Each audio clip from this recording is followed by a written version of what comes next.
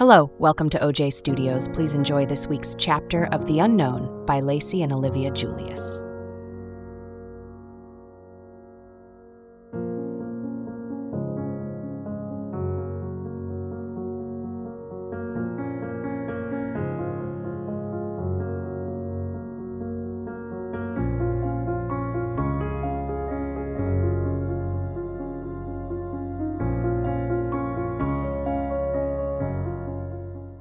I woke up to the sound of my alarm clock, the events of the past week still playing in my mind like a surreal dream. My cheerleading uniform hung neatly on the back of my door, a stark reminder of how different my life had become. As I stretched and sat up, I decided that today, I needed to feel a little more like myself, or at least, as much as I could in this situation. Pulling open my dresser, I bypassed the skirts and dresses and grabbed a pair of jeans and a simple black t-shirt. The familiar feel of the fabric against my skin was comforting. I slipped on some sneakers, tied my hair into a loose ponytail, and glanced in the mirror. Brooke's face stared back, but at least the outfit felt more like something I would have worn as Tyler. I headed downstairs, where Mom was busy pouring coffee.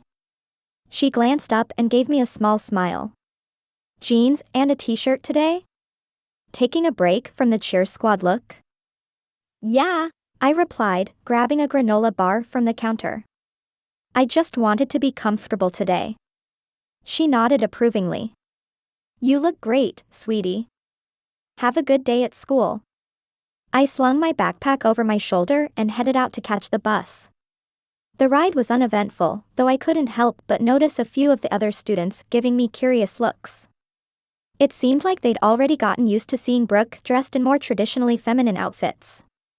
When I arrived at school, I made my way to my locker, grateful for the familiarity of the morning routine. As I opened it, Shayna appeared beside me, leaning casually against the neighboring locker. Jeans and a t-shirt? Didn't expect that after yesterday's skirt day adventure, she teased, her tone light and playful. Needed a break, I said with a small shrug. Figured I'd tone it down for a day. Shayna grinned. Fair enough. But don't think you're off the hook for cheer practice later. Emma's got some new routines lined up, and they're killer. Looking forward to it, I said with a hint of sarcasm, which earned me a laugh from Shayna. As the morning went on, I noticed a subtle shift in how people interacted with me. The casual outfit seemed to make me less of a focal point than the skirt had yesterday, and I was relieved to fade into the background a bit more. That was until lunch. I was sitting at a table, picking at my salad, when Shayna plopped down across from me. So, have you talked to Bryce yet? She asked, her eyes sparkling with mischief.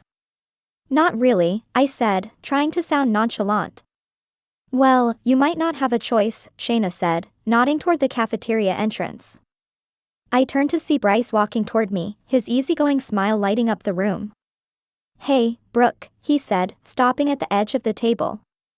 Mind if I sit with you? Sure, I managed, scooting over to make room. Shayna gave me a knowing look before excusing herself, leaving me alone with Bryce.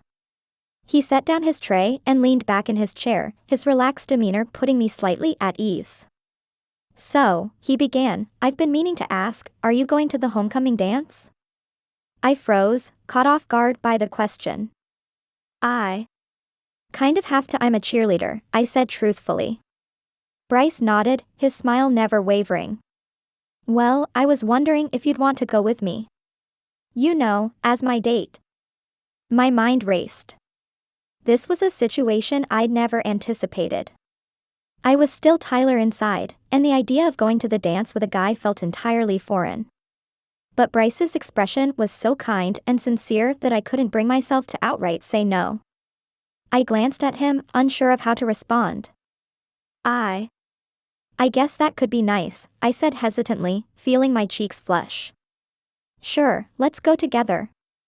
Bryce's face lit up, his smile growing even wider. Really? That's awesome. I'll meet you by the gym after the game, we can go in together? Yeah, I said, still trying to process what I'd just agreed to. 6 sounds good. Great, he said, standing up and giving me a quick wave. Looking forward to it. As he walked away, I sat there in stunned silence. What had I just done? The thought of going to the dance with Bryce felt like stepping even further into a life I wasn't sure I wanted to live. But at the same time, I couldn't deny the small flutter of excitement at being asked. When Emma found me later in the hallway, I told her what had happened. She grinned and clapped her hands together. That's so cute, Brooke. Bryce is a great guy. You'll have a good time. Emma, I don't know if I can do this, I said, my voice low and uncertain. I'm not used to guys liking me, I don't even like guys that way, I'm still inside. You'll be fine, she assured me. Just focus on having fun. It's homecoming, after all. The rest of the day passed in a blur, and before I knew it, I was at cheer practice.